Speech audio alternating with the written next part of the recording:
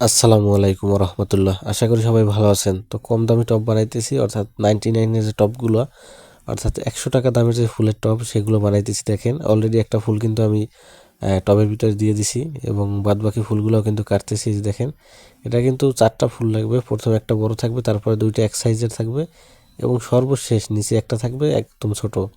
এই দেখেন একটা কিন্তু হয়ে গেছে। আমি কিন্তু দ্বিতীয় ফুলটা আমি এখানে প্রথমটা যদি সাইজের দিছি তার থেকে একটু ছোট সাইজের দিছি এবং এইটার পাশে কিন্তু আরও একটা ফুল বসবে। দুইটা কিন্তু এক সাইজের হবে। দেখেন এই যে এ কিন্তু অলরেডি 3টে ফুল হয়ে গেল, দেখছেন? অর্থাৎ একটা বড়, দুইটা মাঝারি এবং সর্বশেষ আর একটা ছোট ফুল পড়বে। এই যে এই ছোট ফুলটা একবারে সবার নিচে পড়বে, তখন 4টা ফুলের একটা তোড়া হবে।